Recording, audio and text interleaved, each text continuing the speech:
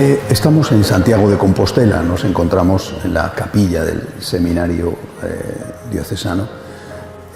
Dentro de un rato, si Dios quiere, iremos a celebrar la misa en la catedral, pero allí estaremos en la misa con todo el mundo y probablemente no podré dirigiros unas palabras de esta meditación que hago cada día. Hoy y mañana vamos a estar aquí y después ya emprenderemos nuestra última etapa, que será ir al santuario de Fátima. Allí volveremos a retomar la meditación sobre la Virgen y sobre lo que representa Fátima para nosotros dentro de esta imitación de María. Pero aquí, dentro de esta segunda parte de la peregrinación dedicada a la Virgen, aquí nos fijamos, lógicamente, en lo que aquí hay, ¿no?, que es la figura del apóstol Santiago. Del apóstol Santiago como un apóstol concreto y la figura en general del apóstol, la misión. Hoy y mañana quiero hablaros de esto. Hoy sobre, como hice en Asís hablé por un lado del carisma de San Francisco y por otro hablé de la persona de San Francisco.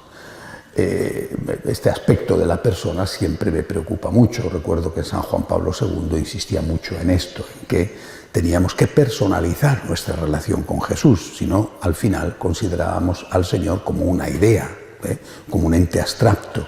Y eso es siempre un riesgo que corremos con el Señor, con la Virgen, con la gente con la que nos rodea, ¿no?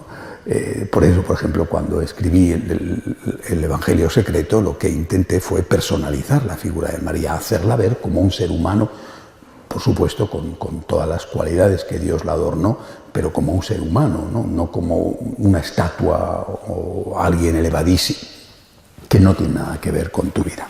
Y eso es también lo que quiero hacer hablando de la misión y del misionero. Cuando hablo de la misión, fijándome, por ejemplo, en el apóstol Santiago, hablo de un encargo que Dios da, una tarea que Dios confía a alguien. Eso es una misión. Como digo, mañana hablaré del alguien, porque Dios le confía la tarea a alguien. Pero hoy quiero hablaros de la tarea que Dios confía. Al apóstol Santiago, no sabemos si fue por moción interna del Espíritu Santo o fue porque el Señor resucitado le dijo algo concreto, no lo sabemos, pero la tarea fue cumplir al pie de la letra lo que Jesús pide a todos los apóstoles en el momento de su ascensión al cielo. Id por todo el mundo hasta el fin de la tierra a predicar el Evangelio, a evangelizar. Bien, el finis terrae, el fin de la tierra, era un sitio conocido, es decir, en ese momento, todavía a 1500 años del descubrimiento de América, el finis terrae, había un lugar en el Imperio Romano que se llamaba así, el finis terrae, y todavía hoy se llama así, está cerca de aquí, está a unos cuantos kilómetros de Santiago de Compostela. El finis terrae era el fin de la tierra conocida. Bueno, pues entonces la tradición dice que Santiago se lo tomó al pie de la letra y que se vino a evangelizar al finis terrae. Ya hemos visto el percance que tuvo y cómo la Santísima Virgen salió a ayudarle con aquella aparición a las orillas del río Ebro, ¿no?, cuando nuestra Madre en el Pilar le da. Eso ya lo hemos meditado allí en Zaragoza.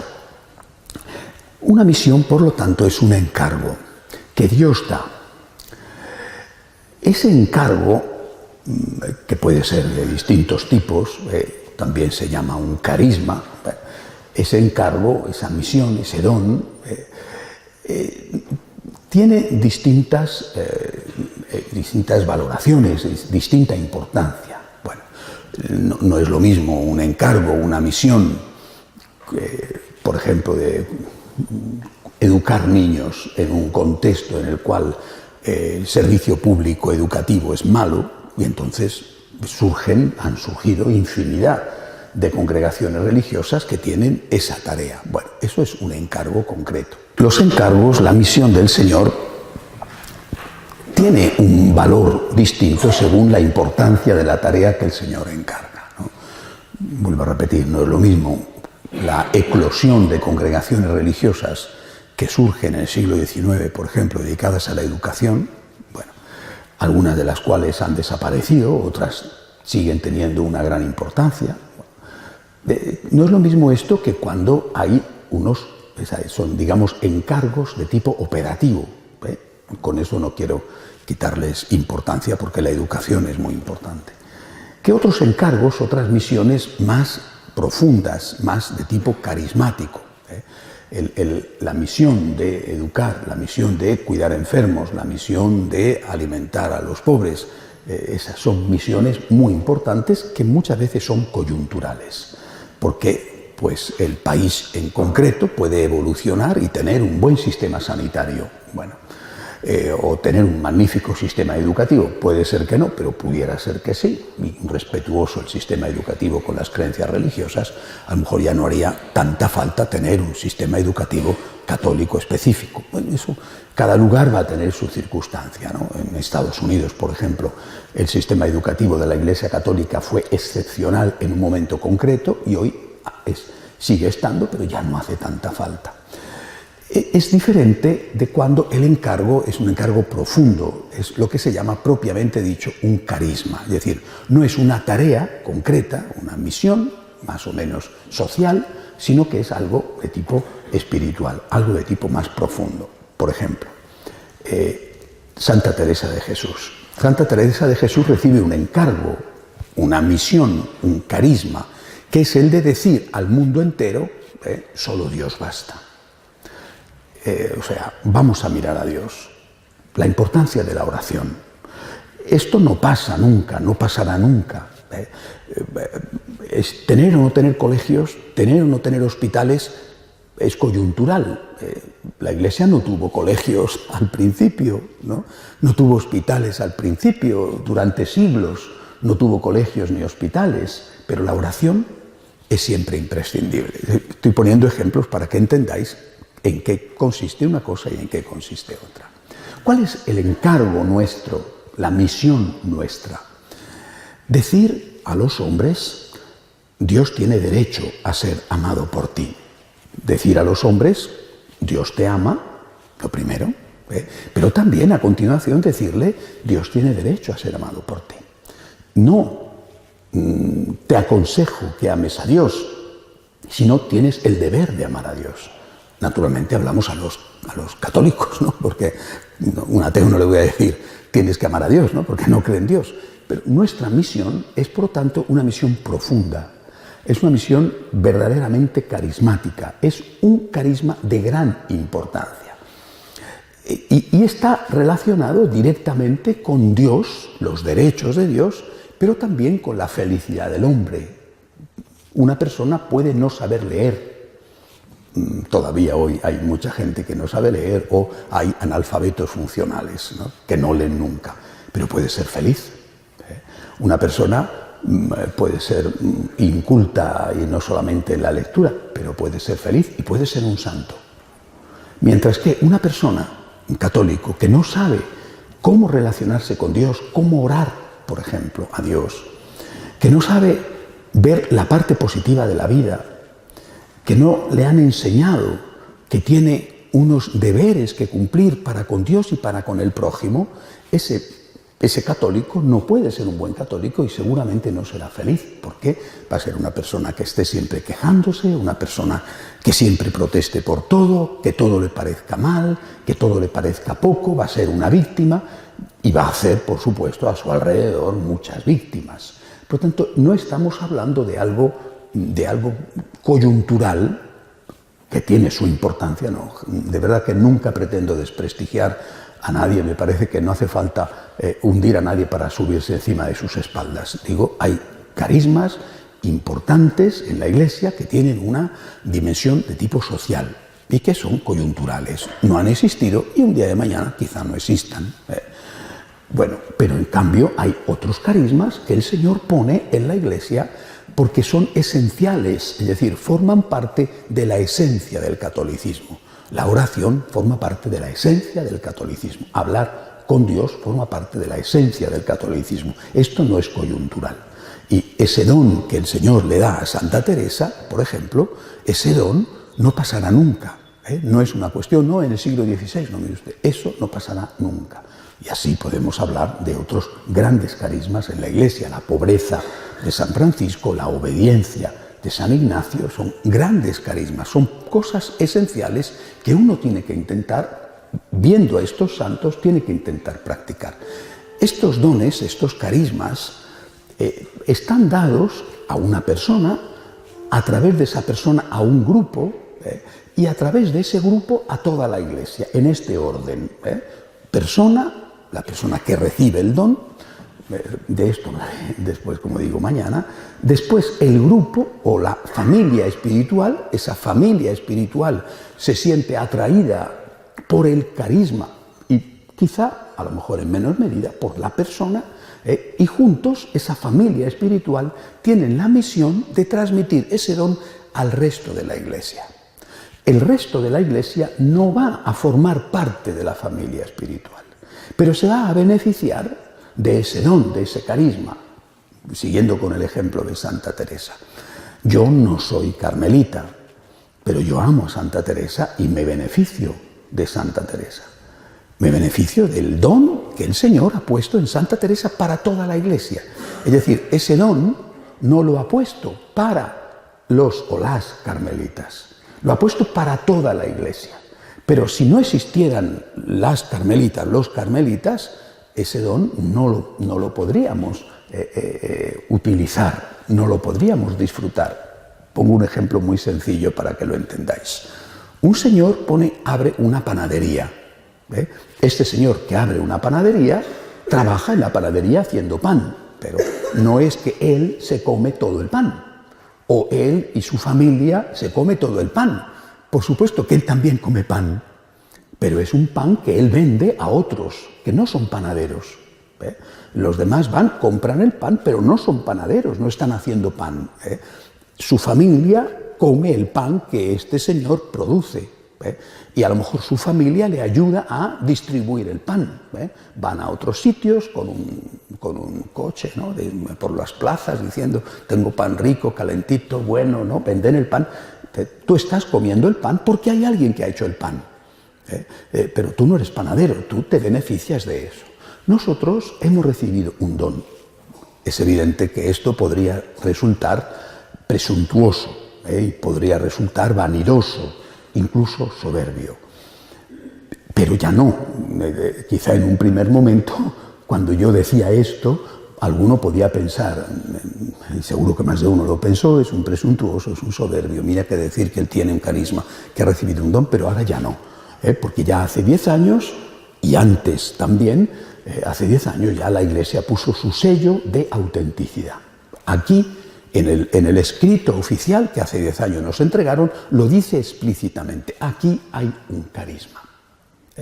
Sobre esto ya no puede haber ninguna duda. Podrá haber dudas sobre otras cosas, es decir, la santidad del fundador, pero sobre que aquí hay un carisma ya no puede haber ninguna duda.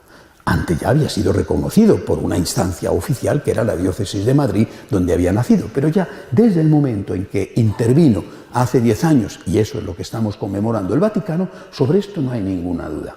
Podremos discutir la importancia del carisma. Bueno, habrá alguien que diga, a mí eso, dar gracias no me parece importante, o defender los derechos de Dios no me parece importante, enseñar a la gente a vivir la Eucaristía, a transformarse en Eucaristía, enseñar a la gente a imitar a la Virgen, a amar a Jesús con ese amor de madre, no me parece importante. Pues seguro que hay gente que piensa eso, y hay que ser muy respetuosos, porque a lo mejor para ellos, que lo ven desde otra perspectiva, eso no tiene ninguna importancia o no tiene una gran importancia. Eso hay que ser muy respetuosos, pero es evidente que para mí, para nosotros, eso es muy importante. Es muy importante para Dios. Hay que hacerle justicia a Dios, porque la justicia hacia Dios es la base de la justicia hacia los hombres. El respeto de los derechos de Dios es la base del respeto de los derechos humanos. Si no somos capaces de respetar los derechos del Dios que nos ha creado, ¿cómo vamos a respetar los derechos de alguien que no tiene nada que ver con nosotros, que a veces es nuestro rival o a veces es nuestro enemigo, es de otra raza, de otra religión, de otro país? Es decir, la base del respeto de los derechos humanos está en el respeto de los derechos de Dios. Por tanto, darse cuenta de esto significa que estamos construyendo, defendiendo los derechos de Dios y el respeto a sus derechos, que estamos construyendo una sociedad humana, una sociedad justa, una sociedad pacífica.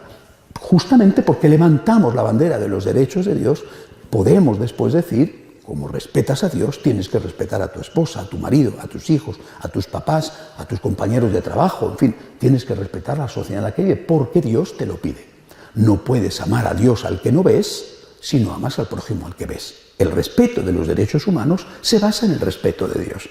Hemos construido una sociedad donde Dios está omitido, y a veces no solamente omitido, sino perseguido, y estamos haciendo una sociedad de derechos humanos sin la base que es el respeto a los derechos divinos. Bien, esto, repito, alguno no lo verá. Yo lo veo y confío en que vosotros, evidentemente, también os deis cuenta de lo que eso significa, junto con todo lo demás. Levantar la bandera de los derechos de Dios, levantar la bandera de la imitación de María, como os he dicho estos días, no lo olvidéis, porque creo que es una de las ideas que me gustaría que os llevarais en el corazón. Jesús es tu Hijo, es tu Señor, es tu Dios, pero es tu Hijo. Si tienes que imitar a María, es tu Hijo. Os decía ayer, me parece que era, hazte a la idea de que tienes un hijo más. No es un hijo cualquiera, es Jesús, es tu Hijo. Tienes que poner un plato más en la mesa, tienes que pagar una carrera universitaria más, y te va a dar muchos nietos, eso sí, también. Jesús es tu Hijo, trátale como a tu Hijo. Solo esta perspectiva te cambia completamente la relación con Dios. Y esta es una de las cosas que engloban nuestro carisma. El aspecto eucarístico. Tu vida tiene que ser una acción de gracias, tu vida tiene que ser una Eucaristía. No solo la Eucaristía como acto litúrgico, sacramental, maravilloso, sino que tu vida entera tiene que ser una acción de gracias. Esto te cambia muchos conceptos de la vida. Y así, bueno, podríamos seguir enumerando aspectos de nuestro carisma, el método de oración, los 7 puntos de la imitación de Cristo, los 5 puntos de la imitación de María, el descubrimiento de las 6 presencias reales de Cristo y cómo acercarnos a ella. Es decir, todo eso que constituye este bellísimo carisma completo, rico en matices y que se resume en esa palabra, agradecimiento. Este es el don, este es el carisma, y esto no es coyuntural. Podemos preguntarnos, yo me lo he preguntado muchas veces, ¿por qué ahora? ¿No? Es decir, en una iglesia que tiene 2000 años de historia, ¿por qué ha tardado tanto en aparecer un carisma de esta extraordinaria importancia? Y desde luego lo que sí que puedo contestar es que no tiene nada que ver conmigo. Es decir, el Señor se encarnó porque la Virgen estaba, pero esto no tiene nada que ver conmigo. Yo creo que es el momento más que en este caso la persona, es el momento. Es decir, el ser humano ha llegado a un punto en el cual necesitaba escuchar en este contexto de secularismo, en este contexto de abandono de Dios en la vida personal, en la vida familiar, en la vida social, ha llegado el momento en que necesitaba oír una voz que decía, si no respetamos los derechos de Dios, esto se hunde en todos los niveles. Es decir, nunca en la historia de la humanidad se ha puesto en duda, por ejemplo, la naturaleza de la familia. Es decir, que la familia esté formada por un hombre y por una mujer es la primera vez en la historia de la humanidad que esto se ha puesto en duda. Esto simplemente como una nota que indica el tipo de momento que estamos viviendo, ¿verdad? Nunca se ha puesto en duda que la biología marca el género, ¿no? Y ahora sí se pone en duda, ¿no? Es decir, que tenga que aparecer un autobús que además es forzado a no circular, donde diga los niños tienen pene y las niñas tienen vulva, te da la idea de decir, pues claro, ¿no? Es decir, pues hay que decir esto porque otros que están diciendo lo contrario. Es decir, es un momento muy complicado a nivel del mundo, a todos los efectos. Atentado hoy en San Petersburgo, hace unos días atentado en Inglaterra, en Francia. Es un momento muy complejo. En este momento el Espíritu Santo ha decidido que había que hacer esto. Después, mañana hablaremos de la persona y de las personas, pero hoy quiero haceros ver la importancia del don, del carisma que Dios nos ha concedido. También con una llamada del Señor a llegar al finisterre, al fin de la tierra. Es verdad que nosotros, los españoles, yo creo que tenemos siempre esa genética misionera. De hecho, de España han salido realmente decenas de miles de misioneros, por supuesto a Latinoamérica de forma especial por el idioma, ¿no? Pero también a otros sitios del mundo. Quizá han ido menos a otros sitios porque en Latinoamérica era la continuación de la casa, ¿no? Pero han salido decenas de miles. Hay una genética misionera en España. Bueno, eso está ahí y yo creo que eso facilita y ha facilitado nuestra expansión junto con el uso y el desarrollo de medios de comunicación, utilizando medios de comunicación de otros como EWTN o medios de comunicación que hemos creado. Bueno, sí. Pero esto no es un carisma, es decir, el agradecimiento, la imitación de la Virgen, la defensa de los derechos de Dios, no es un carisma para latinos exclusivamente. Me parece que es un carisma, en primer lugar, hay que decir para todos los católicos. Y después, incluso, en cierto sentido, habría que decir para todos los hombres, incluso para los de otras religiones o para los que no tienen fe. Porque un ser humano que quiere ser un auténtico ser humano tiene que dar gracias. Y tiene que dar gracias a sus papás, tiene que dar gracias a sus amigos. Si no cree en Dios, al menos tendrá que dar gracias a las personas que le han ayudado en la vida, ¿no? Que le han engendrado. Es decir, no estamos ante un carisma reducido solo a los de lengua española o reducido solo a los católicos, aunque es aquí donde tenemos que centrarnos. No me refiero a los de lengua española, sino a los católicos, pero yo considero y yo veo que hay muchas personas de otras religiones que se sienten interesadas. Ahora, este maravilloso, bellísimo carisma, que es para todos, que tiene una vocación de ir hasta el finisterre, de ir hasta el fin del mundo, este bellísimo carisma requiere un precio. No podemos pensar en que el Señor te da una tarea, te encarga una misión, que el Señor confía en ti, persona o familia, persona o familia, y que esto va a salirte gratis. Creo que este punto es un punto en el que no hemos meditado suficiente. No sé si esto que os he dicho hasta ahora es suficientemente meditado, es decir, la importancia del carisma, la grandeza del carisma que Dios nos ha dado, no solamente a mí, sino a nosotros, esta familia de panaderos que hacemos pan, ¿verdad?, para que otros lo coman. Algunos de esos otros también terminan por hacerse panaderos, ¿verdad?, pero otros no serán nunca panaderos, pero oyen hablar del agradecimiento, oyen hablar de la imitación de la Virgen y están comiendo el pan, si fuéramos taberneros, digamos, bodegueros bebiendo el vino. Bueno, bien.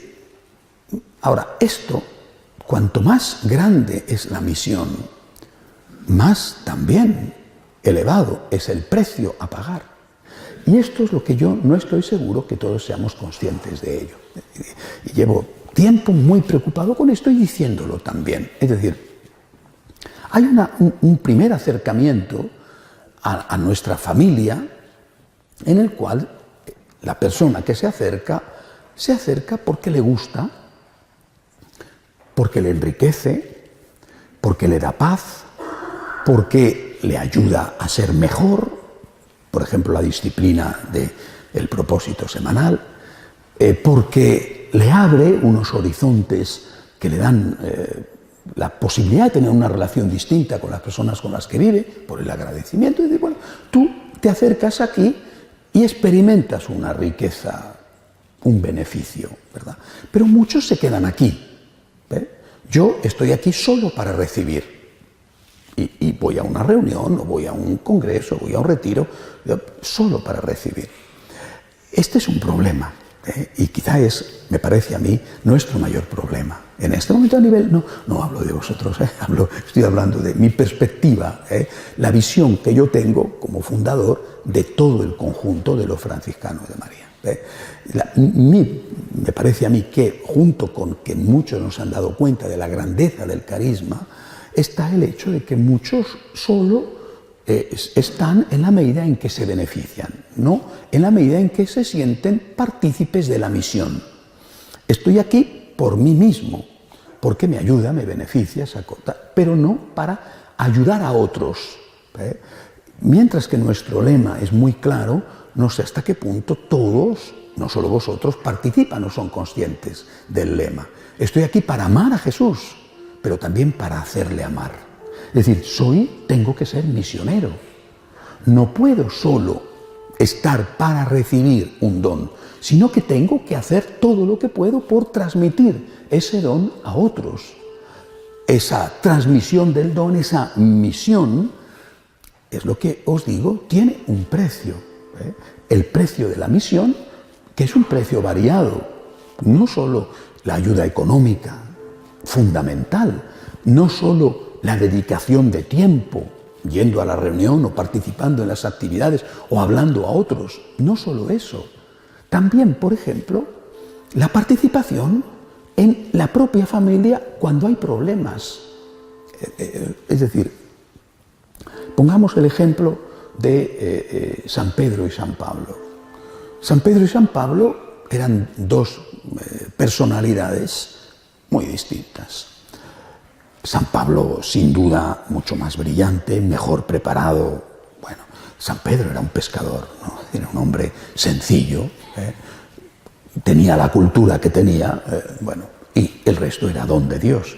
Pero San Pedro fue el elegido por el Señor para que fuera su vicario en la tierra. Bueno, San Pablo era brillante, era inteligente, se dio cuenta del carisma de Jesús, es decir, se dio cuenta de quién era Jesús.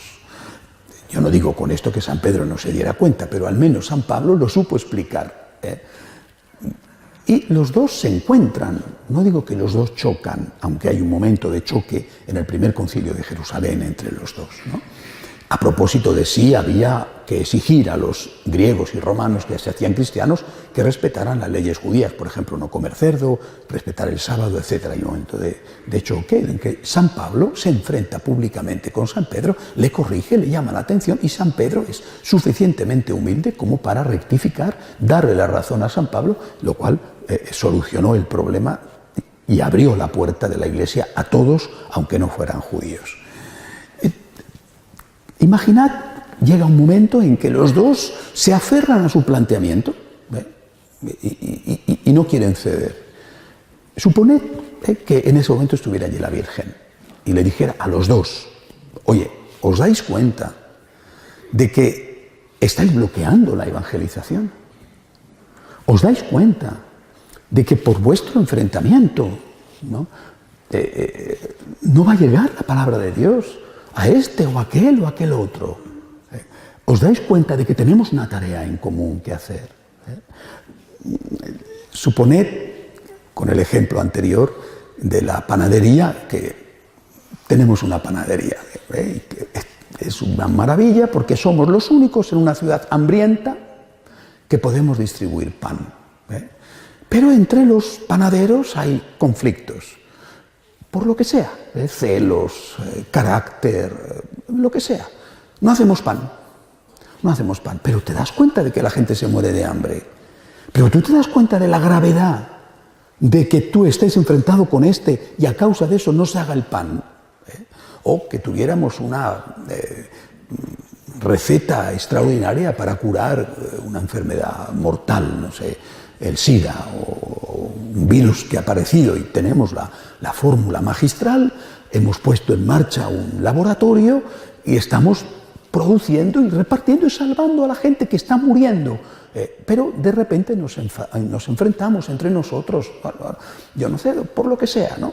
Y dejamos de producir esa medicina. Y la gente se muere de hambre.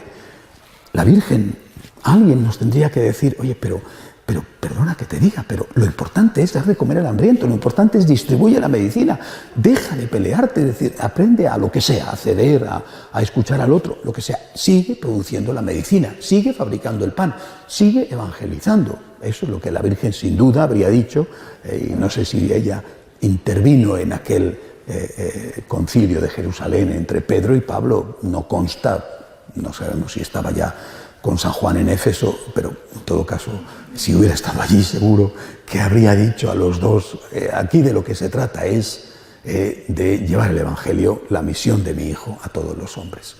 ¿Por qué os digo esto? Porque vuelvo a repetir, yo tengo la impresión de que, por un lado, muchos de los franciscanos de María no son conscientes de que tienen que ser misioneros, y no son conscientes de que hay que pagar un precio, de que la misión exige un precio, y ese precio es un precio variado, el precio de tu tiempo, pero es que merece la pena, es que vas a hacer feliz a tanta gente, es que vas a salvar tu propia familia.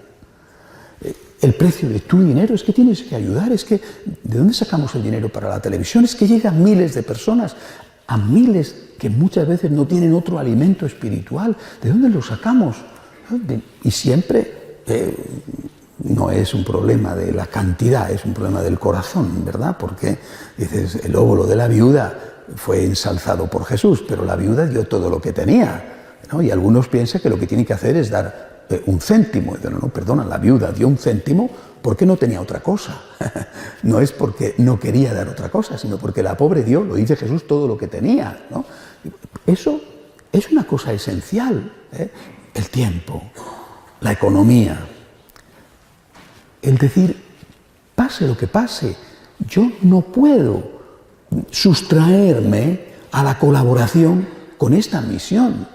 Porque si me sustraigo, por lo que sea, me he peleado con fulanito, me ha decepcionado menganito, con este no me entiendo. Entonces yo esto lo veo muchísimo, ¿no? Este elemento humano, inevitable, porque somos seres humanos, ¿verdad? Muchas veces bloquea, retrasa, incluso a veces se convierte en el principal obstáculo para el desarrollo de la misión. Somos conscientes de la importancia que tiene el don que el Señor nos ha confiado como familia espiritual. Somos conscientes de que somos los únicos que decimos hay que defender los derechos de Dios y que esa es la base de los derechos humanos y que la sociedad se está hundiendo porque nadie está levantando la bandera de los derechos de Dios. Somos los únicos que decimos hay que dar gracias y que decimos cómo hay que dar gracias, no solamente con una fórmula o con un pensamiento, sino con obras y unas obras muy concretas. Si nosotros no hacemos esto por el motivo que sea, la pereza, el enfrentamiento, el egoísmo, el cansancio, por los motivos que sean, entonces seré responsable delante de Dios. No podemos dejar que nuestro ser, nuestro pecado, nuestra circunstancia dificulte el plan de Dios. Después, mañana hablaré de lo que representa el ser humano, es decir, el elemento humano dentro de la misión. Pero hoy quiero hablaros de esto, de lo que debemos ser. Y lo que debemos ser es personas que se ponen al servicio de Cristo, al servicio de la Santísima Virgen, al servicio de la misión del agradecimiento. Y personas que no van a dar lo que no pueden dar, pero tienen que dar todo lo que pueden dar, dispuestos a pagar ese precio, el precio de la misión. No te pide, ni a mí ni a nadie, Dios, nada que no puedas dar, porque Dios no es injusto, Dios no es cruel, Dios no es un amenazador. Dios te ha dado todo y pone sus manos humildes de mendigo delante de ti para que le des, en el fondo, lo que Él te ha dado primero. Pero eso que puedes dar, tienes el deber de darlo. Es decir, yo quiero pagar el precio de la misión.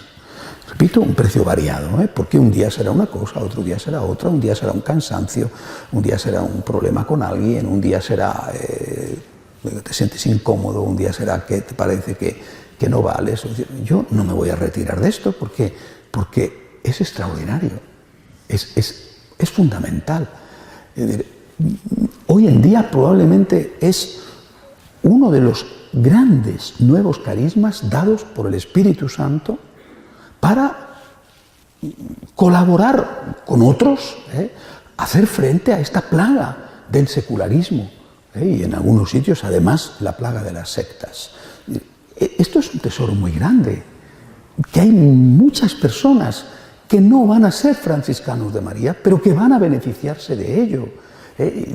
directa e indirectamente. Merece la pena pagar el precio, si amas a Jesús, si amas a la Virgen y si amas al prójimo. Es decir, si te compadeces, si te da pena y compasión ver los jóvenes cómo están, las familias que se rompen o que no se forman, los niños muertos en el vientre de su madre. Es decir, si te da pena y compasión todo esto, yo tengo que hacer mi parte, tengo que hacerla, aunque eso me suponga, repito, un esfuerzo, un precio a pagar. Bien, quisiera que esto fuera lo que pudiéramos meditar hoy, ¿no? Dando también gracias a Dios, porque sin mérito nuestro nos ha escogido. No somos nosotros los que hemos elegido este camino, sino que es el Señor, a veces de una forma totalmente providencial y fortuita, el que se ha fijado en nosotros y nos ha llamado. Y nosotros, por lo menos yo digo, gracias Señor. Seguramente que tenías gente mucho mejor, pero en todo caso yo estoy aquí para hacer tu voluntad y para intentarlo, por lo menos. Hacemos un momento de oración en silencio.